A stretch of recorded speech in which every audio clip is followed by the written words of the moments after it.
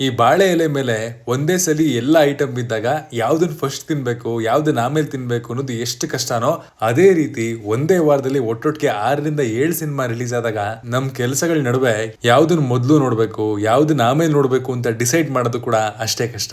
But ಎಲ್ಲಾ ಸಿನಿಮಾಗಳನ್ನ ನೋಡಿ ನಿಮ್ ಮುಂದೆ ಅದನ್ನ ತಲುಪಿಸೋ ಆಸೆ ಅಂತೂ ಇದ್ದೇ ಇರುತ್ತೆ.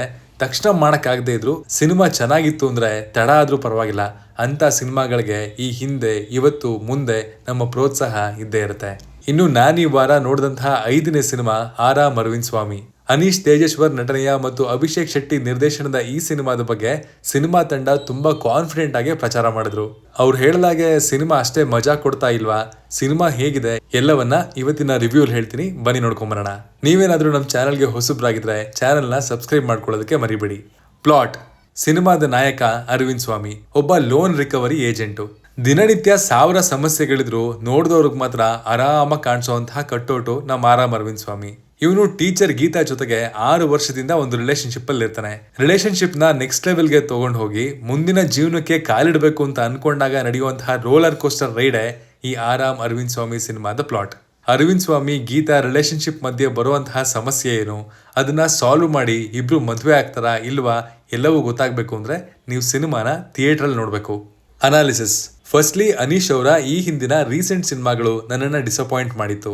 ಇಂಥ ಟ್ಯಾಲೆಂಟೆಡ್ ಕಲಾವಿದನ್ಗೆ ಒಂದು ಒಳ್ಳೆ ಕತೆ, ಒಂದು ಒಳ್ಳೆ ಹಿಟ್ಟು ಯಾಕೆ ಸಿಗ್ತಾ ಇಲ್ಲ ಅನ್ನೋ ಯೋಚನೆ ಜನರಲಿ ಬಂದಿತ್ತು. ಈ ಬಾರಿ ತುಂಬಾ ಮುತುವರ್ಜಿ ವಹಿಸಿ ಎಲ್ಲಾ ಡಿಪಾರ್ಟ್ಮೆಂಟ್ಗಳ ಮೇಲೆ ಗಮನ ಇಟ್ಟು ಮಾಡಿರುವಂತಹ ಸಿನಿಮಾನೇ ಆರಾಮ್ ಅರವಿಂದ್ ಸ್ವಾಮಿ. ಇಲ್ಲಿ ಇವ್ರಿಗೆ ಸ್ಟೈಲಿಶ್ ಆಗಿರುವಂತಹ ಆಕ್ಷನ್ ಸೀಕ್ವೆನ್ಸ್ಗಳಿಲ್ಲ, ಪಂಚ್ ಡೈಲಾಗ್ಸ್ಗಳಿಲ್ಲ, ಆದ್ರೂ ಎಂಟರ್ಟೈನ್ ಮಾಡಬಹುದು ವಿತ್ ಕಂಟೆಂಟ್ ಅನ್ನೋ ಪ್ರಯತ್ನಕ್ಕೆ ಇಳಿದಿದ್ದು ನನಗೆ ಪರ್ಸನಲಿ ಇಷ್ಟ ಆಯ್ತು.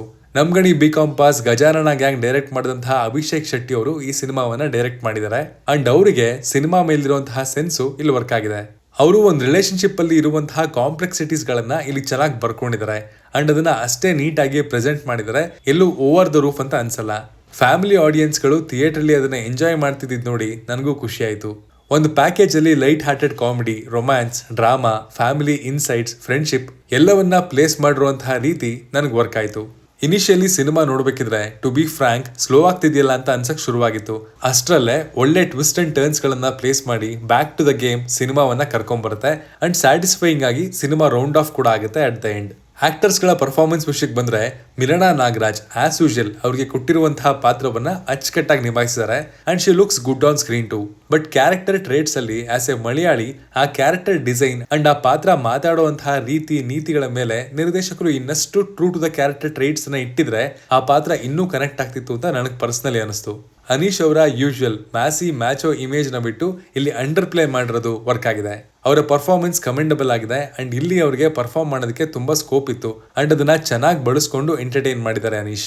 ಇನ್ನುಳಿದಂತೆ ಹೃತಿಕಾ ಶ್ರೀನಿವಾಸ್, ಅಚ್ಯುತ್ ಕುಮಾರ್, ಗೌರವ್ ಶೆಟ್ಟಿ, RJ ವಿಕ್ಕಿ ಎಲ್ಲರೂ ಡೀಸೆಂಟ್ ಆಗಿ ಪರ್ಫಾರ್ಮ್ ಮಾಡಿದ್ದಾರೆ. ಇನ್ನೂ ಬೆಟರ್ ಆಗ್ಬೋದಿತ್ತು ಅಂತ ಅನ್ಸಿದ್ದು ಕೆಲವು ಕಡೆ ಇದರ ರೈಟಿಂಗ್ಸ್. ಕೆಲವು ಕಡೆ ಚೆನ್ನಾಗಿ ವರ್ಕ್ ಆದ್ರೆ ಕೆಲವು ಕಡೆ ಫ್ಲಾಟ್ ಆಗಿದೆ, ಡೆಲಿಬರೇಟ್ ಕಾಮಿಡಿ ಅಂತ ಅನ್ಸೋ ಹಾಗೆ ಮಾಡ್ಬಿಡುತ್ತೆ, which could have been better. Arjun Janya ಅವರ ಬ್ಯಾಕ್ ಗ್ರೌಂಡ್ ಸ್ಕೋರ್ ಮತ್ತು ಮ್ಯೂಸಿಕ್ ಚೆನ್ನಾಗಿದೆ. ಹಾಡುಗಳು ತಲೆಯಲ್ಲಿ ಉಳಿಯುತ್ತೆ, ಗುನ್ಗೋ ಹಾಗೂ ಮಾಡುತ್ತೆ. ಎಡಿಟಿಂಗ್ ಮತ್ತು ಸಿನಿಮಾಟೋಗ್ರಫಿ ಡೀಸೆಂಟ್ ಆಗಿದೆ. ಓವರ್ ಆಲ್ ಆಗಿ ಹೇಳೋದಾದ್ರೆ ಇದು 2 ಗಂಟೆ 12 ನಿಮಿಷ ಇರುವಂತಹ ಒಂದು ರೊಮ್ಯಾಂಟಿಕ್ ಕಾಮಿಡಿ ಡ್ರಾಮಾ ಸಿನಿಮಾ. ಸಿನಿಮಾದಲ್ಲಿ ಕಂಪ್ಲೀಟ್ ಫ್ಯಾಮಿಲಿ ಪ್ಯಾಕೇಜ್ ಇದೆ. ನೀವೇನಾದ್ರೂ ಸಿನಿಮಾ ನೋಡಿದ್ರೆ ನಿಮ್ಗೆ ಏನ್ ಅನ್ನಿಸ್ತು ಅನ್ನೋದನ್ನ ಕಮೆಂಟ್ ಮಾಡಿ ತಿಳಿಸಿ. ಮತ್ತೆ ಸಿಗೋಣ. Signing off, Manu.